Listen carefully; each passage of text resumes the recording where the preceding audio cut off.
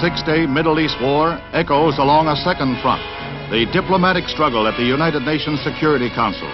A series of emotionally charged meetings keeps delegates debating on nearly a round-the-clock basis. Syrian Ambassador George Tomei charges Israel with continued ceasefire violations, saying that Israeli tank forces advanced toward a branch of the Jordan River to establish control of a strategically important water resource. He calls it systematic invasion. Soviet delegate Nikolai Fedorenko heaps abuse and lashing invective on both Israel and the United States. In a blistering filibuster, Russia breaks diplomatic relations with Israel and threatens sanctions. Israeli Ambassador Gideon Raphael answers the truce violation charges, saying that his nation's troop and tank movements occurred before the ceasefire went into effect. Israeli government officers announced their victory wipes out previous armistice agreements and frontiers.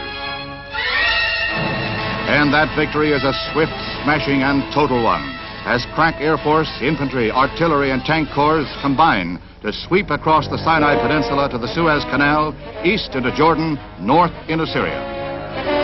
Thousands of prisoners are taken, while Jordan announces she lost 15,000 troops in the sudden and devastating campaign. Israeli spearheads race to the Gaza Strip, advance across the entire Sinai, taking Sharm el-Sheikh at the mouth of the Gulf of Aqaba, thus breaking the blockade. The old city of Jerusalem is captured, as well as Bethlehem, the west bank of the Jordan, and the drive into Syria stops just short of Damascus. Israel reports close to 700 of their troops killed, over 2,500 wounded. Egypt and Syria announce no casualty figures. Heavy air raids dealt the first stunning blow to UAR forces along the Gaza. A furious follow-up came from artillery, tanks, and foot soldiers. Thus, the main Egyptian force was cut off by the speedy armored columns. It's almost a repeat of the 1956 Israeli victory, but with a shorter timetable. The efficient, well-trained Israeli army completely demoralizes troops of the Palestine Liberation Army of Egypt. Egyptians had no support from the air. Their air force was crushed on the ground by low-flying Israeli jets, which swooped in from the Mediterranean, avoiding radar, destroying over 400 aircraft. The disastrous defeat prompts President Nasser's resignation, which is not accepted by his people.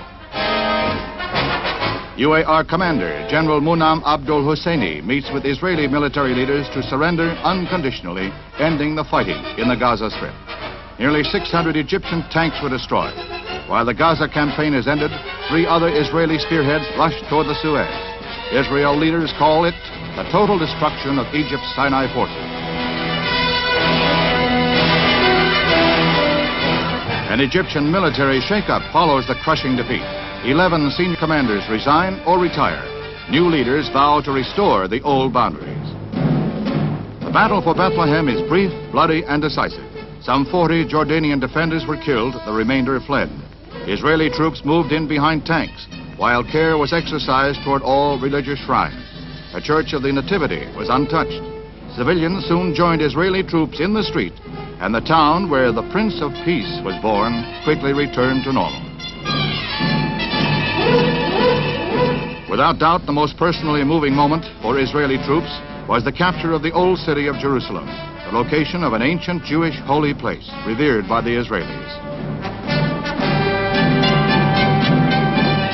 The fighting over, thousands of joyous civilians, students, and troops streamed toward the Mandelbaum gates. It's the first time in 19 years that Jews have been allowed to visit and pray at the site of the ancient Temple of Solomon.